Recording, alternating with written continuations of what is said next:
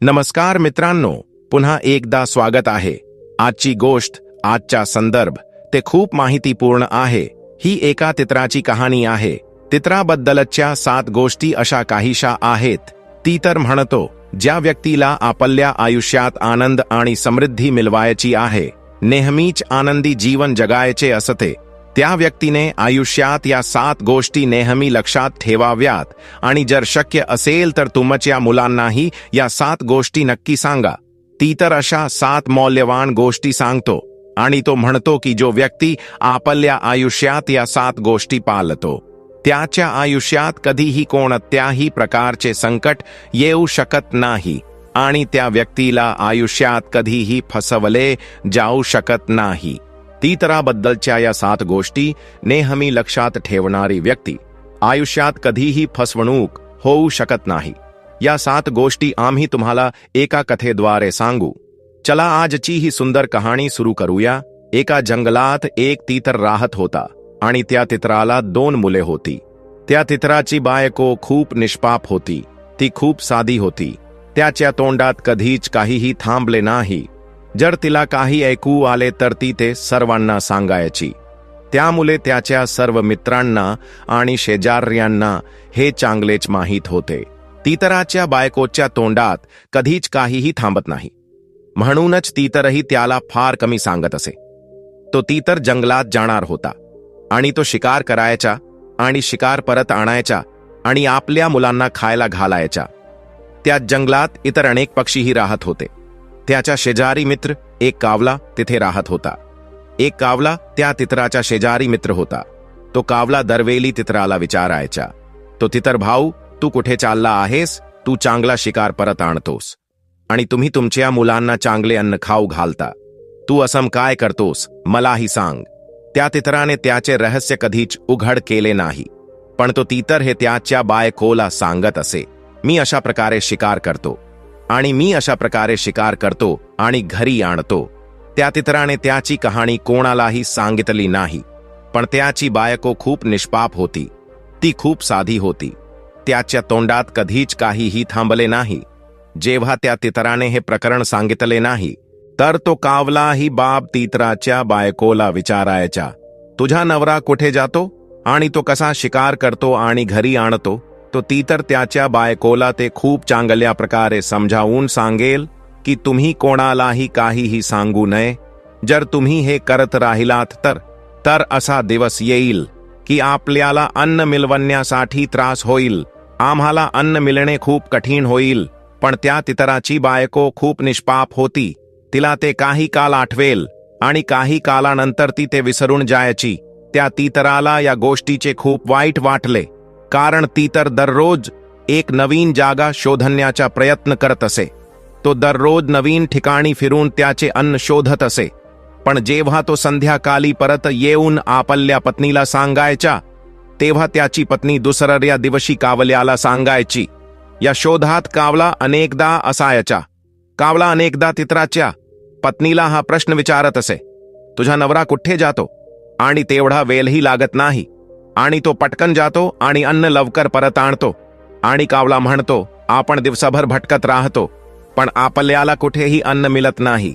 आणि तुमचा नवरा काय करतो की तो लवकर जातो आणि जेवण लवकर आणतो. कावल्याचे हे विधान ऐकल्यानंतर त्या तितराची बायको त्या सर्व गोष्टी सांगते. तितर त्याला काहीही सांगो, कारण तितर दररोज नवीन ठिकाणी जायचा आणि अन्न आणायचा. आणि तो येताच त्याची बायको विचारते, आज तू हे कुठून आणलेस? तो तितर त्याच्या बायकोला सांगत असे, मी अमक्या ठिकाणाहून अन्न आणले आहे. दुसऱ्या दिवशी जेव्हा कावल्याने तितराच्या बायकोला विचारले, मग तितराची बायको त्या कावल्याला सांगायची. मग कावला तिथून निघून तितराची जागा घेईल. तो तितराला इकडे तिकडे फिरकूही देत नाही. या समस्येमुळे तितर खूप दुःखी झाला, कारण तितर ती जागा शोधून त्याच्या अन्नाची व्यवस्था करत असे आणि त्या ठिकाणी जाऊन कावला आपला अधिकार स्थापित करेल. पेनट्रिज दररोज त्याच्या पत्नीला हे पुन्हा पुन्हा समजावून सांगत असे आणि तो म्हणतो की तुमच्या तोंडात कधीच काहीही राहत नाही. तुम्हाला काहीही सांगणे निरुपयोगी आहे. तुम्हाला जे काही सांगितले जाईल ते तू हे इतर काही पक्ष्यांना सांग आणि ते पक्षी तिथे जातात आणि त्या जागेवर दावा करतात. मी शोधत असलेली जागा. त्या तिरपाला या गोष्टीचे खूप वाईट वाटले. आता हळूहळू तितराच्या बायको मुले तितरासाठी ही परिस्थिती उद्भवू लागली. त्याला कुठेही अन्न मिळणे खूप कठीण झाले. तितराला, त्याच्या मुलांना, त्याच्या बायकोला त्याला जेवण देणेही कठीण होत चालले होते. कारण तितराला कोणतीही नवीन जागा सापडली तरी कावला तिथे जाऊन त्यावर आपला अधिकार प्रस्थापित करायचा, आणि कावला त्या तितराला त्या ठिकाणी फिरूही देत नाही. आता तितराच्या समोर हे मोठे आव्हान होते. ही एक मोठी समस्या बनली होती. तितर स्वतःचे आणि त्याच्या कुटुंबाचे पोट कसे भरेल? तितराने स्वतःसाठी आणि त्याच्या कुटुंबासाठी सर्व अन्न गोळा केले होते. हळूहळू ते सर्व संपू लागले. आता तितर भुकेने मरणार होता. तितर 2 दिनभर भटकत राहिला. पण आता तितराला अन्न मिळणे खूप कठीण होत चालले होते. कारण ते तितराच्या बायको मुले आहे. त्याच्या तोंडात कधीच काहीही थांबले नाही. आता तितराला या मोठ्या समस्येचा सामना करावा लागत होता. कधी कधी अशी परिस्थिती उद्भवू लागली की त्यांना उपाशीही झोपावे लागेल, आणि तो तितर दिवस रात्र आपल्या पत्नीला शिव्या देत राहिला. तो म्हणतो की हे सर्व तुमच्या मुले घडत आहे.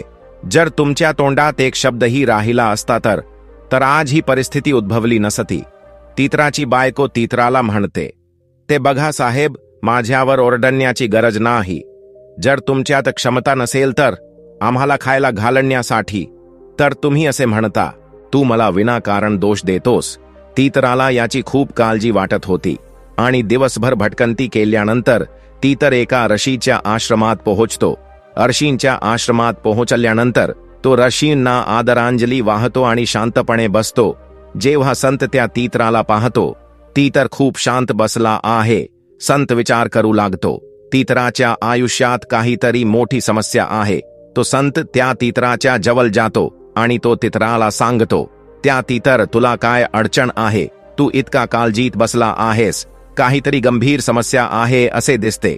तो तितर साधू महाराजांना वंदन करतो आणि तो त्या सर्व घटना संताला सांगू लागतो.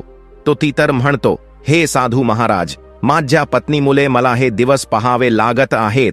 मी दररोज नवीन अन्न शोधत असे आणि तो त्याच्या कुटुंबाची काळजी घेत असे. पण जेव्हा मी जेवण करून संध्याकाळी घरी परतायचो तर माझी बायको मला विचारायची, तू जेवण कुठून आणलेस? आणि मी या सर्व गोष्टी माझ्या बायकोला सांगत असे.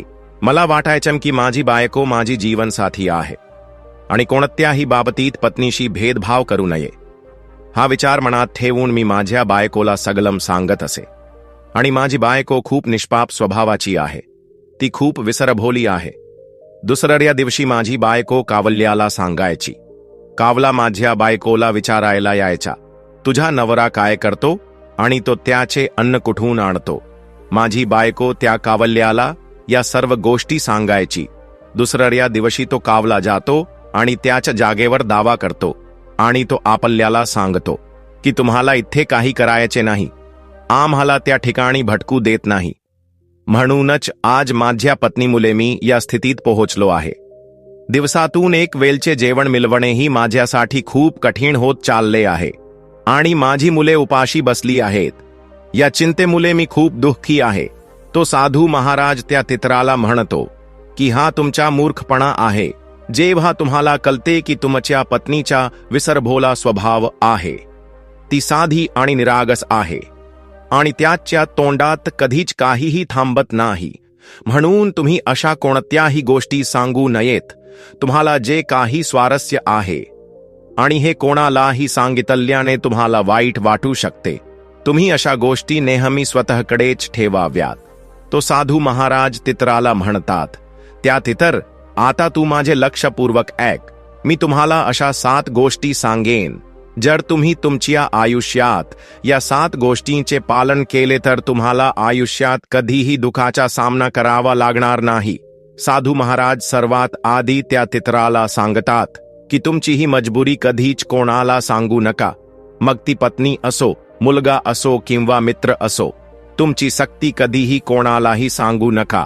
जर तुम्ही तुमची सक्ती कोणाला सांगितली तर मग दुसरी व्यक्ती नेहमीच तुमच्या असहाय्यतेचा फायदा घेईल आणि नेहमीच तुम्हाला खाली खेचण्याचा प्रयत्न करेल. म्हणूनच तुम्ही कधीही तुमची सक्ती कोणालाही सांगू नये. दुसरी गोष्ट, साधू महाराज तितराला सांगतात. साधू महाराज म्हणतात की तीतर भाऊ, दुसरी गोष्ट जी मी तुम्हाला सांगणार आहे ही खूप खास आणि अभ्यासपूर्ण माहिती आहे. आयुष्यात हे नेहमी लक्षात ठेवा. साधू महाराज तितराला आणखी एक गोष्ट सांगतात. असं म्हणतात, तुमच्या भविष्यातील चुका आणि तुमची भविष्यातील रणनीती दोन्ही गोष्टी कधीही कोणालाही सांगू नयेत. जर तुम्ही तुमच्या भविष्यातील चुकांबद्दल कोणाला सांगितले तर दुसरी व्यक्ती नेहमीच त्या भविष्यातील चुका धरून तुम्हाला कमी लेखण्याचा प्रयत्न करेल आणि तुम्हाला कधीही वर येऊ देणार नाही. त्यामुळे तुम्ही पूर्ण केलेले काम बिघडू शकते. म्हणूनच तुम्ही तुमच्या भविष्यातील चुकांबद्दल कधीही सांगू नये. आणि जर तुम्ही तुमची भविष्यातील रणनीती सांगितली तर मग समोरची व्यक्ती तुमचे काम बिघडेल आणि समोरची व्यक्ती त्याआधी रणनीती तयार करेल आणि तुम्हाला नेहमीच युद्धात पराभवाचा धोका असतो. म्हणून तुम्ही कधीही तुमची भविष्यातील रणनीती कोणालाही सांगू नये. तिसरी गोष्ट, साधू महाराज त्या तीतराला सांगतात आणि असं म्हणतात की घरातील गोष्टी कधीही कोणालाही सांगू नयेत. तुमच्या घरात जे काही घडते ते पती पत्नीमध्ये घडते, ते वडील आणि मुलामध्ये असते. तुमच्या घराशी संबंधित कोणत्याही गोष्टी तुम्ही त्या कधीही कोणालाही सांगू नयेत. जर तुम्ही तुमच्या घराच्या गोष्टी समोरच्या व्यक्तीला सांगितल्या तर मग तुम्ही समाजात तुमचा आदर गमावाल. तुमच्या समाजात तुम्ही कधीही मोठ्याने बोलू शकत नाही. तुमच्या समोरची व्यक्ती तुमच्या घरी घडणाऱ्या गोष्टींबद्दल ऐकेल आणि संधीचा फायदा घेईल. म्हणूनच तुम्ही तुमच्या घरातील गोष्टी चुकूनही कोणालाही सांगू नयेत. साधू महाराज चौथी गोष्ट तीतराला सांगतात. असे म्हटले जाते की ते एखाद्याच्या उत्पन्नाचे साधन आहे.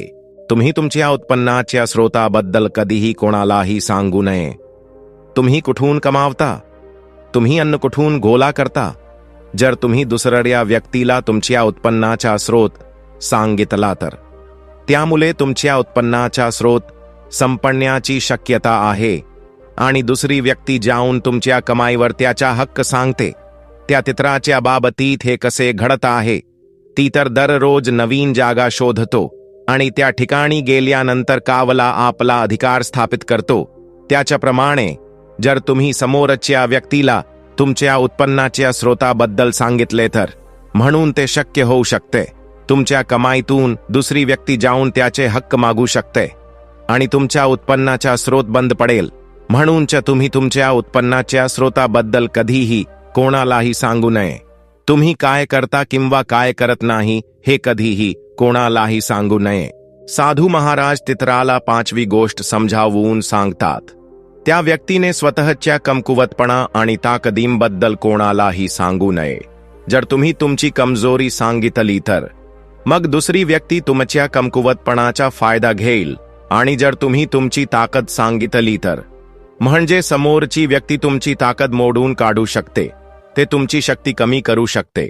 म्हणूनच तुम्ही तुमच्या कमकुवतपणा आणि ताकदी कोणालाही सांगू नये.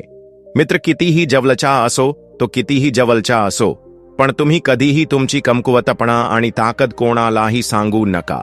सहावी गोष्ट, साधू महाराज त्या तीतराला म्हणतात, आयुष्यात कधीही तुमच्या मित्राबद्दल किंवा शत्रूबद्दल कोणालाही सांगू नका. जर तुम्ही तुमच्या मित्राला कोणाला सांगितले तर तो असा आणि असा माणूस माझा मित्र आहे म्हणून ते शक्य होऊ शकते. भविष्यात दुसरी व्यक्ती तुमची मैत्री संपवू शकते आणि तुमच्या मित्राला तुमचा शत्रू बनवतो. म्हणूनच तुमच्या मित्राबद्दल कधीही कोणालाही सांगू नका. आणि जर तुम्ही तुमच्या शत्रूबद्दल कोणाला सांगितले तर त्यामुळे तुमच्या समोरची व्यक्ती तुमच्या शत्रूला भेटण्याची शक्यता आहे आणि तुमच्या शत्रूची ताकद आणखी दुप्पट होऊ शकते. यामुळे तुम्हाला मोठा धोका निर्माण होतो. म्हणूनच कोणत्याही प्रकारचे संकट उद्भवू शकते. कोणतीही सक्ती आली तरी पण तुमच्या मित्रांबद्दल आणि शत्रूंबद्दल कधीही कोणालाही सांगू नका.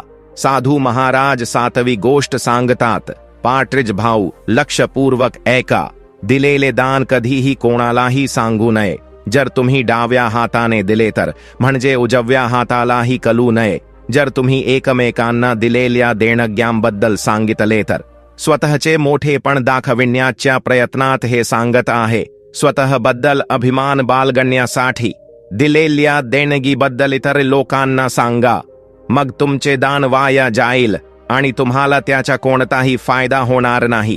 म्हणून दिलेले दान कधीही कोणालाही सांगू नये. साधू महाराज तित्राला या 7 गोष्टी समजावून सांगतात आणि या 7 गोष्टी त्या तिर्याच्या मनात अगदी बसतात. ती तर या 7 गोष्टींचे पालन करतो आणि हळूहळू त्या तिर्याने त्याच्या बायकोला गोष्टी सांगणे बंद केले. त्यानंतर त्या तित्राचे आयुष्य पूर्वीसारखेच आनंदी झाले आणि ती तर आनंदाने आपले जीवन जगू लागला. तर मित्रांनो, आम्हाला आशा आहे की तुम्हाला ही कथा आवडली असेल आणि तुम्ही या कथेतून नक्कीच प्रेरणा घ्याल. या 7 गोष्टी कधीही कोणालाही सांगू नका. आम्हाला आशा आहे की तुमचे आयुष्य आनंदी असेल. धन्यवाद.